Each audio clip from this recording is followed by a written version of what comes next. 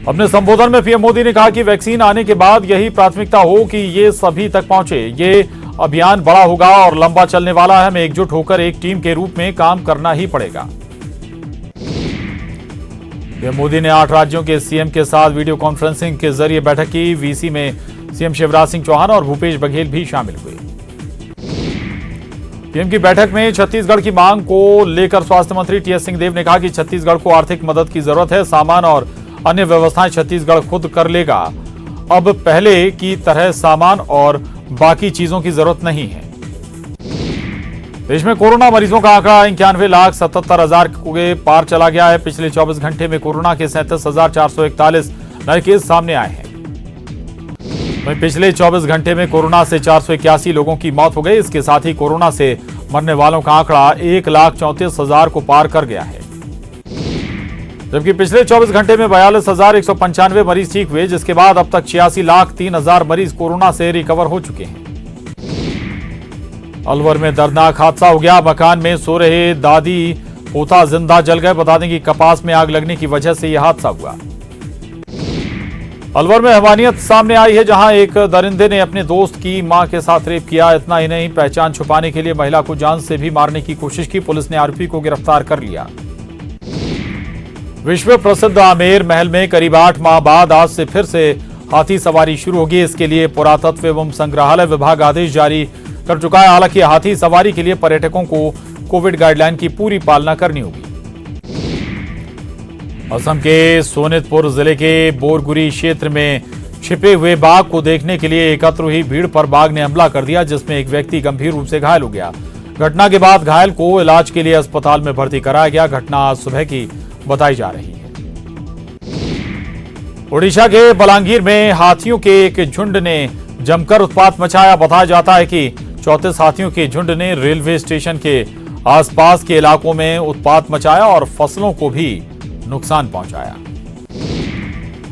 हिमाचल के मनाली में बर्फबारी का दौर जारी है। घाटी में लगातार बर्फबारी से पूरा इलाका शीतलहर की चपेट में है। हालांकि मनाली घूमने आने वाले पर्यटक बर्फबारी का जमकर लुत्फ उठा रहे हैं। पर्यटकों का कहना है कि यहां बर्फबारी देखकर काफी अच्छा लग रहा है।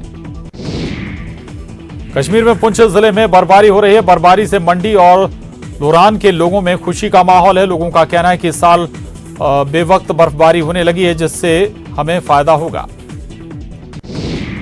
कश्मीर के बख्तूर में जमकर बर्फबारी हो रही है। पर्वतों पर बर्फ की सफेद चादर छा गई है, जिससे बेहद ठंड बढ़ गई है। बर्फबारी की वजह से भद्रवाह चंबा हाईवे को बंद कर दिया गया है। कश्मीर में खन्नी टॉप से खुंडी तक सड़क पर 2 फीट तक बर्फ है। भारी बर्फबारी होने की वजह से सड़कें बहुत ज्यादा फिसलन भरी हो गई हैं और अवलांच की आशंका है। कश्मीर के राजौरी में बर्फबारी हुई है। बर्फबारी की वजह से मुगल रोड बंद है। पीर पंजाल की पहाड़ियां बर्फ की सफेद चादर में लिपट गई हैं। भिंड में पूर्व मंत्री डॉक्टर गोविंद सिंह के खिलाफ 6 साल के लिए पार्टी से निष्कासित करने के लिए जिला अध्यक्ष जय श्रीराम बघेल ने निंदा प्रस्ताव पारित किया है और अपनी ही पार्टी के खिलाफ काम करने का आरोप लगाया है। निंदा प्रस्ताव को लेकर पूर्व मंत्री गोविंद सिंह ने न्यूज 18 से बात करते हुए कहा कि कमलनाथ पार्टी अध्यक्ष हैं, वो इस बारे में फैसला लेंगे। अगर मैंने गलत किया होगा तो मेरे खिलाफ कार्रवाई हो। जिन्होंने निंदा प्रस्ताव पास किया है वो गलत हो तो उनके खिलाफ कार्रवाई हो। गोविंद सिंह के खिलाफ निंदा प्रस्ताव को लेकर बीजेपी ने कमलनाथ पर निशाना साधा और कहा कि कमलनाथ की शय पर निंदा प्रस्ताव हुआ है। साथ ही कहा कि गोविंद सिंह दिग्विजय समर्थक हैं और नेता प्रतिपक्ष के दावेदार हैं, जबकि कमलनाथ अपने चहेते को नेता प्रतिपक्ष बनाना चाहते हैं। पीएम के साथ मीटिंग के बाद सीएम बघेल ने कहा कि संक्रमण की स्थिति नियंत्रण में है। अक्टूबर के बाद कोरोना के नए केसों में 50% गिरावट हुई है। साथ ही कहा कि प्रतिदिन 23,000 टेस्टिंग के साथ आईसीयू बेड की संख्या में बढ़ोतरी की गई है। रायपुर में स्वास्थ्य मंत्री टीएस सिंहदेव ने कोरोना को लेकर कहा कि छत्तीसगढ़ में लॉकडाउन नहीं लगेगा, नाइट कर्फ्यू की भी जरूरत नहीं है, लेकिन जहां ज्यादा कोरोना केस मिलेंगे वहां कंटेनमेंट जोन बनाए जाएंगे। स्वास्थ्य मंत्री टीएस सिंहदेव ने कहा कि कांग्रेस समन्वय समिति की बैठक 28 नवंबर को होगी, जिसमें प्रदेश प्रभारी पीएल पुनिया भी मौजूद रहेंगे। 28 नवंबर को कैबिनेट की बैठक भी होगी। देवास में नर्मदा बचाओ आंदोलन की नेत्री मेघा पाटकर ने मीडिया से बात करते हुए किसानों से किसान आंदोलन को सफल बनाने की अपील की और कहा कि दिल्ली किसान आंदोलन में प्रदेश के 10 लाख से ज्यादा किसान शामिल होंगे। किसान रेल का किसानों को फायदा नहीं मिल रहा। किसान रेल में 150 टन माल की जरूरत होती है, लेकिन किसी किसान के पास इतना माल ट्रेन बुक करने के लिए होता ही नहीं। ऐसे में बिचौलिए किसानों से खरीद कर ट्रेन बुक कर रेलवे की 50% सब्सिडी का फायदा उठा रहे हैं, जिससे सरकार का मकसद कहीं से पूरा नहीं हो रहा। इंदौर से न्यू गुवाहाटी जा रही किसान रेल को हरी झंडी दिखाने पहुंचे डीआरएम विनीत गुप्ता का कहना है कि कोई भी किसान अलग अलग अपने माल को बुक करने की स्थिति में फिलहाल नहीं है, इसलिए हमने 2 बिचौलियों का उपयोग किया। आगे चलकर किसानों के समूहों से बात करके उनको ही माल भेजने की सुविधा दी जाएगी। बेमेतरा में कोरोना को लेकर जिला प्रशासन सख्त हो गया है। एसपी मैदान में उतर गए और मास्क न लगाने वालों पर चालानी कार्रवाई की गई। कवर्धा के चिल्फी में पुलिस ने चेकिंग के दौरान 252 क्विंटल धान जब्त किया है, साथ ही एक ट्रक को भी जब्त किया है। इस्तीफे वाली बात पर स्वास्थ्य मंत्री टीएस सिंहदेव ने पूर्व मुख्यमंत्री रमन सिंह पर निशाना साधा। उन्होंने पलटवार करते हुए कहा कि अगर सरकार अपनी नीति से पीछे हटती तब ये चिंता की बात होती। अगर रमन सिंह वाकई जागरूक प्रतिनिधि होते तो जीएसटी का 8,500 करोड़ जो केंद्र सरकार ने अब तक नहीं दिया है, उसे दिलाने के लिए प्रयास करते। जबलपुर हाईकोर्ट में अभिनेता सुशांत सिंह राजपूत पर बनी शॉर्ट मूवी के प्रदर्शन पर रोक लगाए जाने की मांग के साथ ही एक याचिका दायर की गई है। याचिका में कहा गया है कि अभी तक सुशांत सिंह राजपूत की मौत का मामला सुलझा नहीं है। मामले में सीबीआई जांच चल रही है, इसलिए फिल्म के प्रदर्शन पर रोक लगाई जाए। इंदौर में बदमाशों के अवैध निर्माण पर कार्रवाई फिलहाल थम गई है। बताया जा रहा है कि जिला प्रशासन ने पहली सूची में शामिल ज्यादातर बदमाशों के अवैध कब्जे को हटा दिया। अब दूसरी सूची जल्द तैयार होगी, जिस पर दिसंबर में कार्रवाई हो सकती है। इंदौर के लसूड़िया में रेलवे ट्रैक पर युवक दीपक ओझा का शव मिला, जिसके बाद मृतक के भाई ने अपहरण कर हत्या की आशंका जताई है। इंदौर के कनाडिया इलाके में महिला का शव मिला है। महिला की शिनाख्त नहीं हो सकी है। पुलिस ने शव को पोस्टमार्टम के लिए भेज दिया है और जांच में जुट गई है। इंदौर में बढ़ते कोरोना संक्रमितों की संख्या को देखते हुए कलेक्टर मनीष सिंह ने शहर में रात 8 बजे बाजार बंद करने का आदेश जारी किया है और 10 बजे से पहले की तरह कर्फ्यू लागू रहेगा। आदेश है कि 8 बजे के बाद दुकानें खुली मिलने पर धारा 144 के उल्लंघन की कार्रवाई की जाएगी। रीवा में सोसाइटी के समिति प्रबंधक के घर पर ईओडब्ल्यू ने छापेमार कार्रवाई की है। बता दें कि आय से अधिक संपत्ति के मामले में छापा मारा गया है और करोड़ों की कमाई का खुलासा हो सकता है। एमपी सरकार ने प्रदेश में कोरोना वैक्सीन की ट्रेनिंग को लेकर राज्य स्तरीय कमेटी का मुख्य सचिव की अध्यक्षता में गठन किया है। सीएम शिवराज ने कहा कि कोरोना वैक्सीन के आने तक कोविड-19 की गाइडलाइन का पालन करना होगा। सीएम शिवराज के निर्देश के बाद बदमाशों के अवैध कब्जों पर कार्रवाई उज्जैन में जारी है। प्रशासन ने बदमाश बबला उर्फ शहाबुद्दीन का मकान जमींदोज कर दिया। रतलाम प्रशासन ने कोरोना के बढ़ते मामलों को देखते हुए गाइडलाइन जारी कर कहा है कि शादियों में 200 से ज्यादा लोगों को अनुमति नहीं होगी, साथ ही बारात निकालने की अनुमति नहीं मिलेगी। नीमच जिला प्रशासन ने छापेमार कार्रवाई की है। प्रशासन की टीम ने गर्ग स्पाइसेस पर छापेमार कार्रवाई कर 15,000 किलो धनिया जब्त किया है, साथ ही 500 किलो सड़ी मिर्ची भी जब्त की है और सैंपल लेकर जांच के लिए भोपाल भेजे गए हैं। ग्वालियर शहर के थीम रोड पर अमानवीयता तस्वीर सामने आई है। बता दें कि मानसिक रूप से परेशान महिला को लोगों ने खंबे से बांध दिया। वीडियो वायरल होने के बाद प्रशासन जागा और महिला को वन स्टॉप सेंटर में भर्ती कराया गया।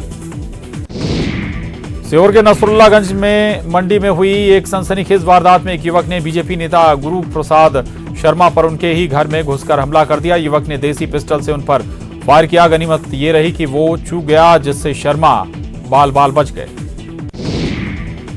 भोपाल में नगर निगम की गाड़ियों से लगातार डीजल की चोरी हो रही है। आपको बता दें कि न्यूज 18 के हाथ डीजल चोरी का वीडियो हाथ लगा है, जिसमें पाक सिवनिया में 2 कचरा गाड़ियों से डीजल की चोरी हो रही है। बताया जा रहा है कि कर्मचारियों की मिलीभगत से डीजल की चोरी नहीं रुक रही।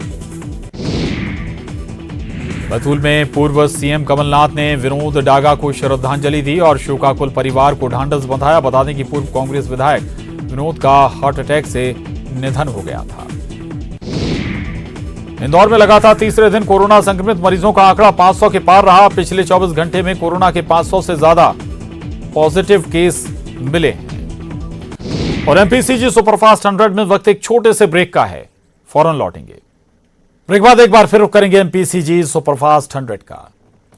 कांकेर में प्रसव पीड़ा से करा रही महिला को 102 एम्बुलेंस सुविधा नहीं मिली, जिससे महिला और उसके परिजनों को भारी परेशानी का सामना करना पड़ा। बता दें कि कंधारी गांव से महिला को परिजन खटिया पर लेकर सड़क तक आए, लेकिन मदद नहीं मिली। सूरजपुर के लठोरी पुलिस चौकी में विद्युत सब इंजीनियर पूनम कतलम की संदिग्ध मौत को लेकर एसपी ने सफाई दी। एसपी ने बताया कि हत्या की जांच को लेकर पूनम को थाने ले जाने के दौरान तबीयत खराब हुई और थाने ले जाने की जगह अस्पताल ले जाया गया, जहां पूनम की मौत हो गई। बालोद के जगन्नाथपुर में प्रशासन की टीम ने ग्रामीणों के साथ मिलकर अवैध कब्जे को हटा दिया। बता दें कि इससे पहले अवैध कब्जे को लेकर पंचायत की ओर से नोटिस दिया गया था, लेकिन कब्जाधारियों ने इसे अनदेखा कर दिया था। कोरबा के राम सागर पार तालाब में डूबे गोताखोर अशोक का शव 8वें दिन मिल गया। बता दें कि दिवाली की रात डूबे कमल गौड़ की खोजबीन के समय अशोक भी डूब गए थे और लापता थे। सांसद संतोष पांडे ने प्रदेश में बिगड़ती कानून व्यवस्था पर सवाल उठाए हैं। उनका कहना है कि कवर्धा में हुए गैंगरेप के आरोपी 24 घंटे बाद भी पुलिस गिरफ्त से बाहर है। कोरबा के कोल इंडिया में 26 नवंबर को प्रस्तावित देशव्यापी हड़ताल को लेकर श्रमिक नेताओं ने रणनीति बनाई है। बता दें कि नेताओं ने बैठक आयोजित कर हड़ताल को लेकर मंथन किया। राजधानी रायपुर में ऑटो में बैठी एक महिला के पर्स से 25,000 रुपए नगद की चोरी हो गई। मीरा सेन ने इसकी शिकायत सिविल लाइन थाने में की है। राजधानी रायपुर के मुजगहन थाना इलाके में एक महिला से जमीन बेचने के नाम पर 14,85,000 रुपए की ठगी का मामला सामने आया। बता दें कि आरोपी ने दूसरे की जमीन को अपना बताकर बेचा था। जबलपुर में कटनी जिले के रहने वाले टीचर मनोज डोंगरे ने राष्ट्रपति को लेटर लिखकर सरकारी संपत्ति चुराने की अनुमति की मांग की है। आपको बता दें कि टीचर मनोज डोंगरे ने राष्ट्रपति को लेटर लिखकर सरकारी संपत्ति चुराने की अनुमति की मांग की है। बताया जा रहा है कि 12 जून 2019 से निलंबित होने के बाद से उन्हें गुजारा भत्ता नहीं मिल रहा और आर्थिक हालात खराब है। भुज विश्वविद्यालय के कर्मचारियों का भोपाल समेत 11 रीजनल केंद्रों में प्रदर्शन जारी है। कर्मचारी 2 साल से 7वें वेतनमान का भुगतान नहीं होने और स्थायीकरण के आदेश जारी नहीं करने को लेकर आंदोलन कर रहे हैं। रायपुर में नाबालिग से गैंगरेप मामले में एक और आरोपी को पुलिस ने अरेस्ट कर लिया है। बता दें 3 में से 2 को गिरफ्तार कर लिया गया है, वहीं एक आरोपी की तलाश जारी है। छतरपुर में किसानों ने विपणन संघ के कर्मचारियों पर खाद में कीमत से ज्यादा रुपए वसूलने के गंभीर आरोप लगाए। किसानों का आरोप है कि यूरिया खाद वितरण में उन्हें घंटों लाइन में लगना पड़ रहा है। वहीं उनसे 266 रुपए की खाद बोरी के 270 से लेकर 275 रुपए तक वसूले जा रहे हैं। बड़वानी के पास धार जिले के गुणपुर चौकड़ी में सिरफिरे प्रेमी ने प्रेमिका को गोली मार दी। प्रेमिका पर हमला करने के बाद उसने खुद को गोली मार ली। दोनों को इलाज के लिए जिला अस्पताल में भर्ती कराया गया है। बताया जा रहा है कि युवती की शादी तय होने से युवक नाराज था। प्रदेश के धार्मिक शहरों में फिल्मांकन पर सरकारी वीडियोग्राफी को लेकर कांग्रेस ने कहा है कि इस तरह के मामलों की सुनवाई के लिए रेगुलेटरी अथॉरिटी के गठन की जरूरत है। साथ ही सवाल खड़े करते हुए कहा कि वीडियोग्राफी की आड़ में सरकार बाधा खड़ी करती है तो ये परफॉर्मेंस आर्ट के खिलाफ होगा। इंदौर में स्पेशल टास्क फोर्स ने दुर्लभ प्रजाति के 28 पैराकिट तोते तस्करों से बरामद किए हैं। बता दें कि तस्करों ने देवास अभयारण्य से तोते चुराए और बेचने की फिराक में थे। फिलहाल पुलिस ने 3 आरोपियों को गिरफ्तार किया है और तोतों को जंगल में छोड़ दिया गया है। इसके साथ ही एमपीसीजी सुपरफास्ट 100 में बस इतना ही। खबरों का सिलसिला लगातार जारी है।